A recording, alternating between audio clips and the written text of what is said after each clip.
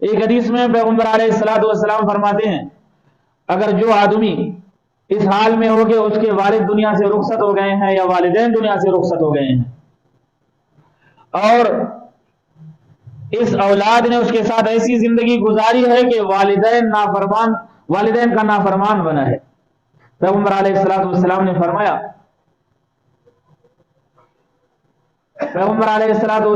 فرمایا کہ وہ ہر جمعرات کو اپنے والدین کی قبر پر جائے، اس کے لیے دعائیں کرتے جائیں،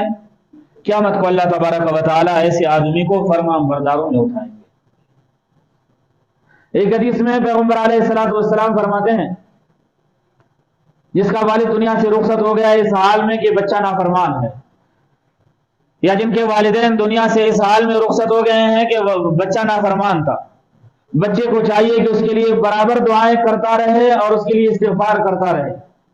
قیامت کو اللہ تبارک و تعالی اس اولاد کو فرمان برداروں میں اٹھائیں گے۔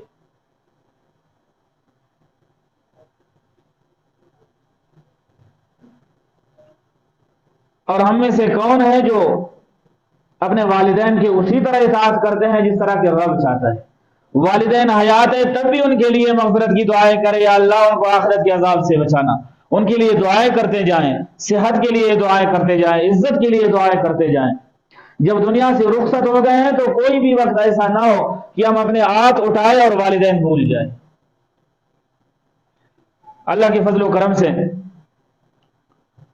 آپ حضرات کو شوق دلانے کے لیے میں عرض کرتا ہوں، کوئی دعا میری ایسی نہیں ہے کہ میں ہاتھ اٹھاؤں اور اپنے مرحومین اور مغفورین والدین کو بھول جاؤں، اللہ کا فضل و کرم۔ اور کوئی ایسی کتاب نہیں ہے میں اسے پڑھاؤں اور پڑھنے سے پہلے مصنف کے لیے دعا نہ کروں اور اپنے والدین کے لیے دعا نہ کروں۔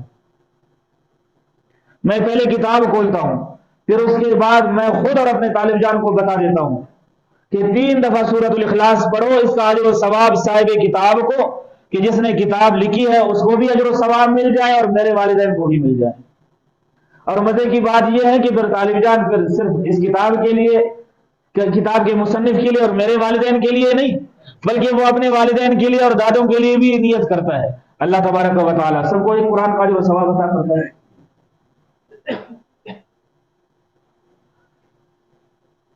اور اسی دعا کا نتیجہ ہے کہ بہت سارے بوڑھے ساتھیوں نے، دوستوں نے، یعنی بزرگوں نے مجھے بتا دیا ہے کہ جب آپ اپنے والدین کے لیے دعائیں کرتے ہیں تو ہمارے دل سے آہ نکلتا ہے۔ والدین اتنی بڑی نعمتیں ہیں